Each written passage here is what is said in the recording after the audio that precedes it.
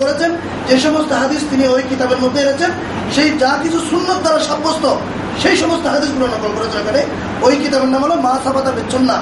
এই মা সাবাতা বিসুন্নাহর অর্থ হলো যে সমস্ত কিছু সুন্নত দ্বারা সাবিত হয়েছে, সুন্নত দ্বারা প্রতিষ্ঠিত হয়েছে, সুন্নত দ্বারা প্রতিষ্ঠিত হয়েছে সেই সমস্ত কিছু তিনি ওই কিতাবের মধ্যে লিখেছেন। তিনি উল্লেখ করেছেন যে পবিত্র কালামুল্লাহ শরীফ লাইলাতুল কদরের মধ্যে, লাইলাতুল বারাতে লৌহে মাহফুজ থেকে প্রথম আসমানে একসাথে অবতীর্ণ হয়েছে।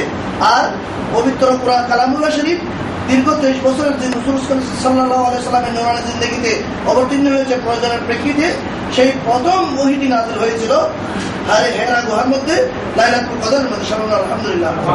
প্রতিটি কোরআনে মনে রাখবেন, কোরআনের এক আয়াত আর এক আয়াত, কোরআনের হাদিসের এক হাদিস আর এক হাদিস যদি বৈপরীত্য দেখা যায়, শুধু যদি হাদিস আপনি পড়ে থাকেন তাহলে দেখবেন যে এক হাদিস আর হাদিসের মধ্যে বৈপরীত্য না, কোরআন এবং হাদিসের মধ্যে কোনো বৈপরীত্য থাকতে পারে না, হাদিস এবং হাদিসের মধ্যে কোনো বৈপরীত্য থাকতে পারে না, কোরআনের আয়াত এবং কোরআনের আয়াতের মধ্যে কোনো বৈপরীত্য থাকতে পারে না। যা কিছু বৈপরীত্য দেখা যায় এগুলোর সামঞ্জস্য আছে, এগুলোর জন্য বুঝ লাগবে, সমঝ লাগবে, জ্ঞান লাগবে।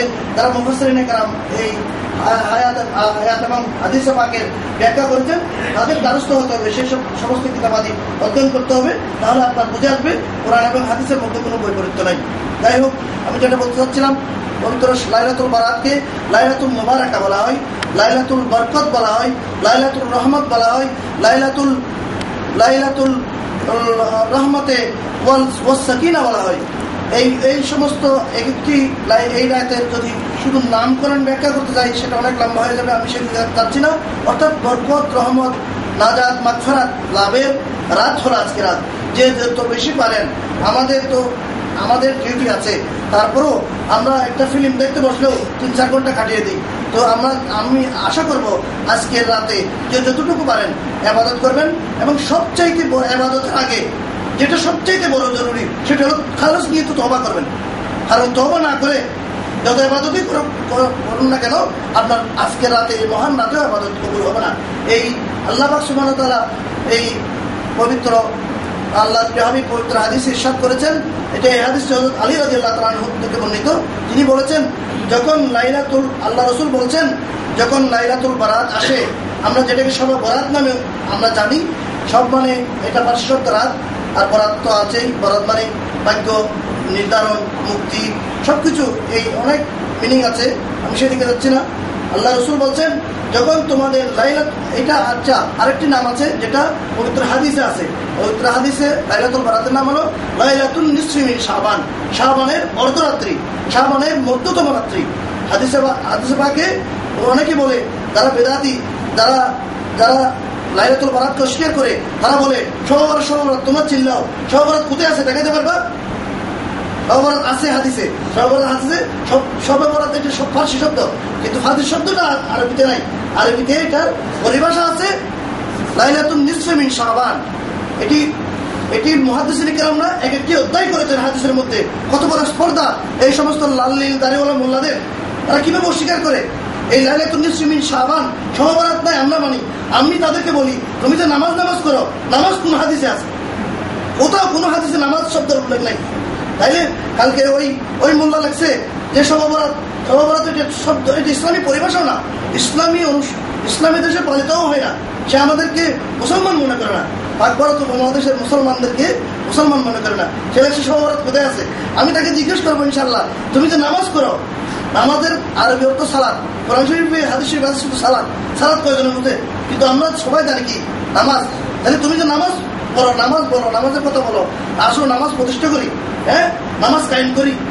তো নামাজ শব্দটা তো রোজাই ফার্সি শব্দ। এভাবে উদাহরণ দিতে গেলে অনেক লম্বা হয়ে যাবে। আমি আমার মূল আলোচনা থেকে ফিরে আসতেছি। হুজুর করিম সাল্লাল্লাহু আলাইহি ওয়াসাল্লাম ইরশাদ করেছেন, যখন লাইলাতুন নিসফি মিন শাবান আসে তখন কি করো? ফাকুমু লাইলাহা, তখন সেই রাত্রে দাঁড়িয়ে যাও মানে কি জন্য দাঁড়াবে? ইবাদতের নিয়তে দাঁড়াবে। ইবাদত দাঁড়িয়ে যাও মানে আমি বসে ইবাদত করলে হবে না, সে কথা না। এখানে দাঁড়িয়ে যাও অর্থ হলো নামাজ বেশি বেশি পড়ো এবং কোরআন শরীফ তিলাওয়াত করো, দুরূদ জিকির আজকার পড়ো। বিশেষ করে এই রাতে দুরূদ শরীফ পড়বেন, কারণ আপনারা অনেকেই হয়তো জানেন না একটি বিষয়। পবিত্র আমি যে আয়াতটি দিয়ে আমার বক্তব্য শুরু করেছি, ইয়া আইয়ুহাল্লাযীনা আমানু সাল্লু আলাইহি ওয়া সাল্লিমু তাসলিমা, এই আয়াতটি হলো জীবনে একবার হলেও কারো উপর যে যদি দরুদ শরীফ না পড়ে তাহলে সে ইমানের খতরা, একবার হলেও দরুদ শরীফ পড়তে হবে। এবং যে যত বেশি দরুদ শরীফ পড়ে সে নবীর মহব্বতে তত বেশি দরুদ শরীফ পড়ে। এই আয়াতটি পবিত্র শাবানে নাযিল হয়েছে, সবাই বলেন আলহামদুলিল্লাহ। সেই জন্য এই লাইলাতুল বারাতের সাথে সবার বরাতের সাথে একটি কানেকশন আছে, এই লাইলাতুল বারাতের সাথে দরুদ শরীফের সাথে একটি কানেকশন আছে। সেজন্য বেশি বেশি এই রাতে দরুদ শরীফ পড়বেন।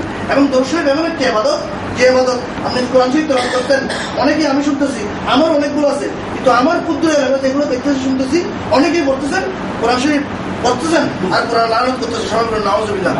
কারণ আপনি আপনার কোরআন যখন আমার কাছে আসে আমি শুনি, আমারও ভুল হতে পারে, আমি মানুষ, আমারও ভুল হয়। যতটুকু পারেন কোরআন শরীফটা কমসে কম যে সূরা ওয়াগেরা নামাজে পড়েন এগুলো শুদ্ধভাবে তেলাওয়াত করে শিখে নেবেন।